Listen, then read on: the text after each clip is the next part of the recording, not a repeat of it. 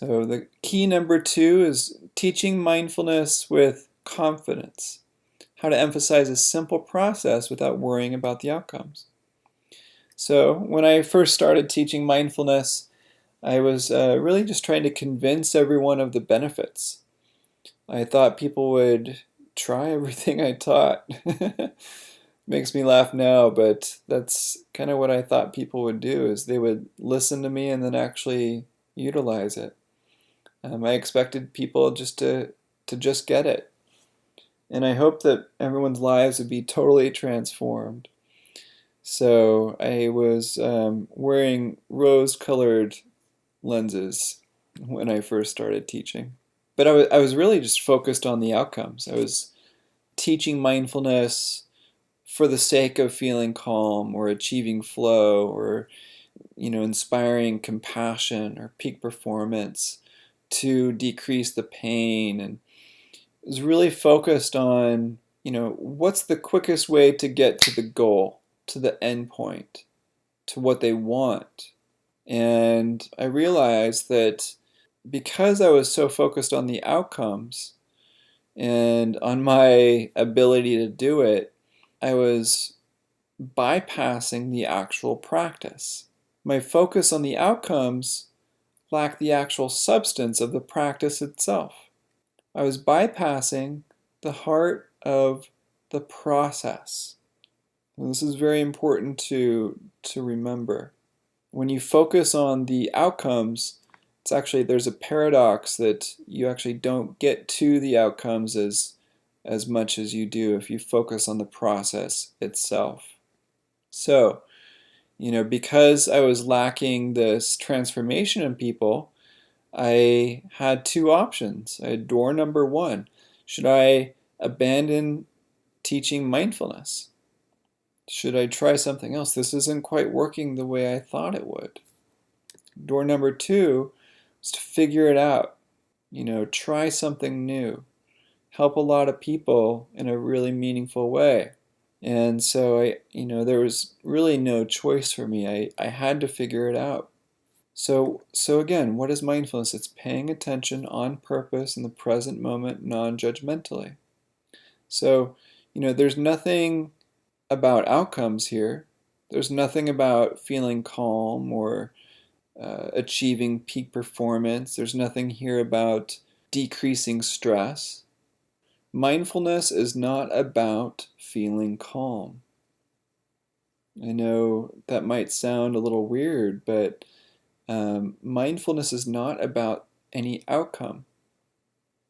It's about the process. It's about paying attention to what's actually happening without judging it. That's it. Now, calm is often a result, but sometimes it's not. Sometimes your experience intensifies when you put non-judgmental awareness to it. Sometimes things get more intense. Sometimes emotions change from anger to sadness. Sometimes pain increases when we're more mindful of it. So again, it's not about the outcome, it's about the process.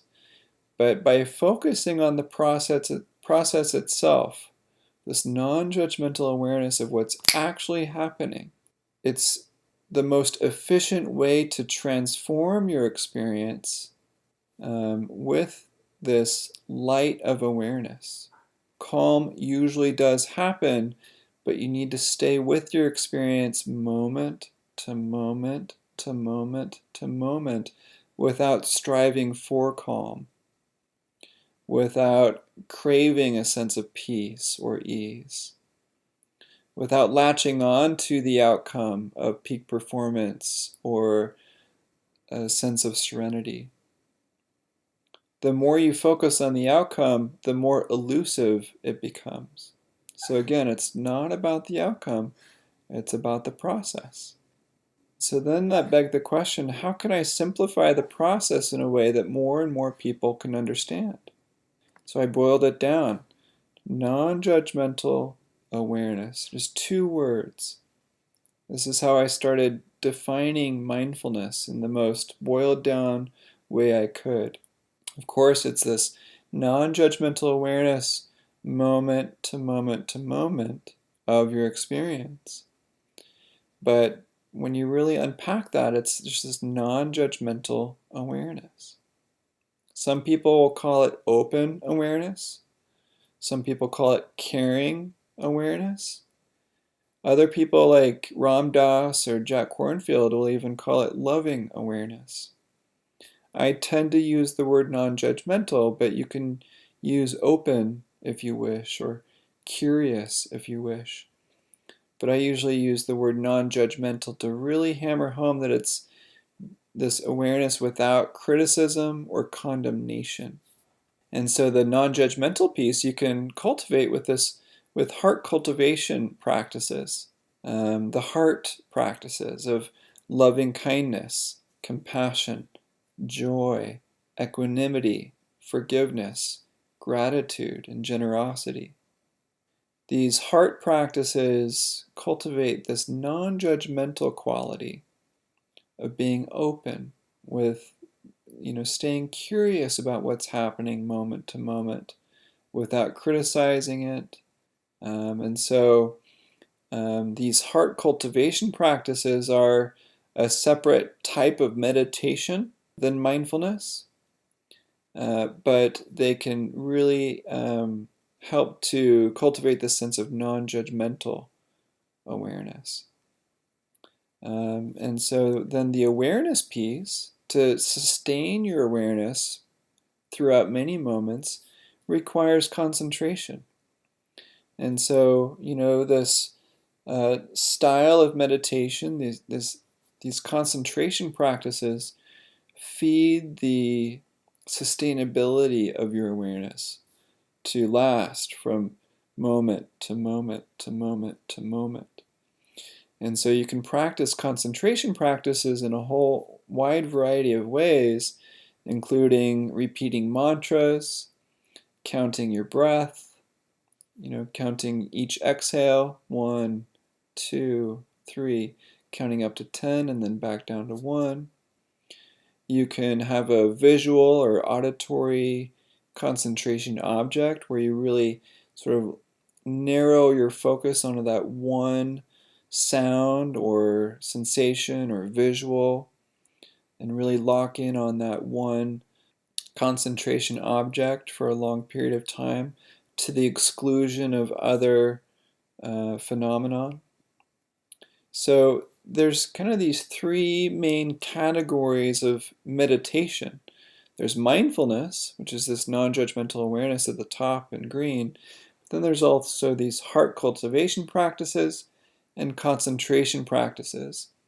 But all three of these practices are interrelated. And so mindfulness is really at the heart of emotional intelligence. It's the very first foundation of emotional intelligence. Here we're equating mindfulness with self-awareness at the top. But that self-awareness is the basis or the foundation for self-regulation, motivation, empathy, and social skills. Without mindfulness or without self-awareness, you're really lacking in your ability to regulate your emotions, to stay motivated with a sense of resiliency and envisioning. It's difficult to empathize with others if you can't empathize with yourself. And then obviously it's hard to enhance your social skills or leadership skills. So in my opinion, it's important to dream big, but to start small. Not focus on the outcome so much, not focus on, how you want to feel, but rather how you are feeling now. So mindfulness is, I think one of the more healthy goals of mindfulness is to understand what's happening in your body, in your experience, in your mind. To understand what's happening rather than trying to force something else to happen. So when you do that, there's usually this underlying sense of aversion for what's happening or against what's happening, or a sense of greed for something else to happen. So rather than focusing on the outcomes, it's important to focus on the process by paying attention to what's actually happening.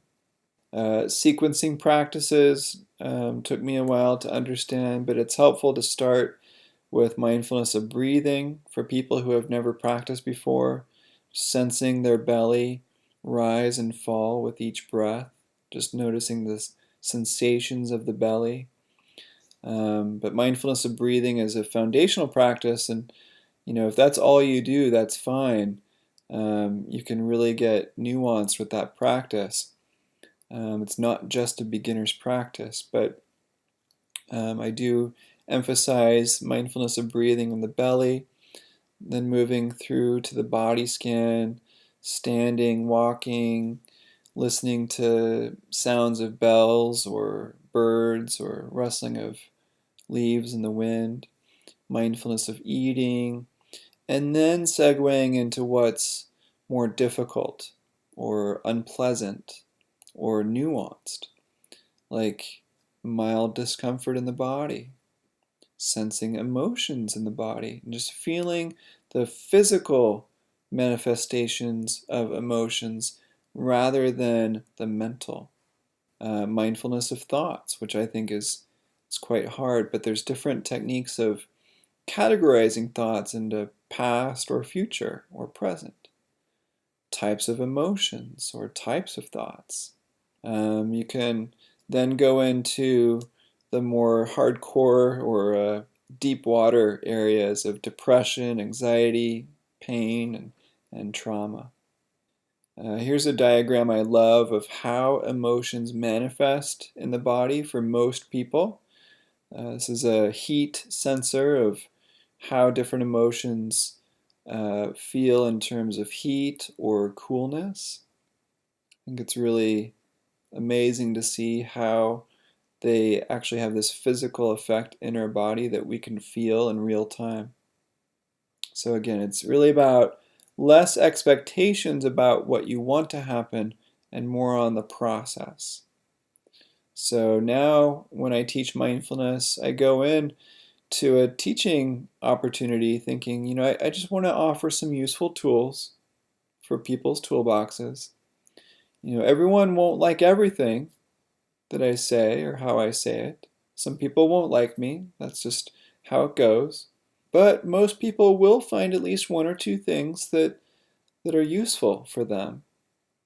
And at least, I'm planting seeds or watering seeds for them to sprout later on in their life. Maybe something will click a week from now or a year from now. Who knows? But I go into it lightly, just wanting to do the best I can, feeling that sense of compassion, and just offering some mindfulness tools that hopefully will be of use. And so over the years, through my training and my practice, I've learned how to introduce mindfulness to just about anyone in a way that's not too conceptual or theoretical. I like introducing mindfulness through just inviting people to notice what's happening on the bottoms of their feet as they touch the ground, noticing the weight of their body on the chair or the ground, noticing what sensations of their belly feel like as they breathe, that sort of thing. Just noticing their experience without judgment. And then I will introduce the concepts around mindfulness, linking it back to what they already did, so that they have this experiential sense of what I'm talking about. Learned a lot about how to address skepticism and doubt, usually through this non-judgmental awareness of the skeptic or the doubter, not judging them, but actually welcoming them and letting them know that, whatever they're feeling or thinking is understandable. I learned a lot about how to create courses and workshops and retreats, how to lead guided mindfulness meditations for a variety of people, and how to apply mindfulness to just about every area of life. And so if you'd like to learn a lot of this nuance, be more than happy to work with you. If you send me an email or just stay tuned in this webinar, I'll show you more about how you can learn how to do this. So this is Levi Bursola from Tesla. I was happy to help him create a mindfulness program for the safety team at Tesla, and learned a lot about how to bring mindfulness to their unique needs and skill sets. Shona Shapiro is a mindfulness author, researcher. I highly encourage you to check out some of her TED Talks and videos on YouTube. She has a lot of cutting edge research out there on mindfulness, and have had the pleasure of working with her in the past.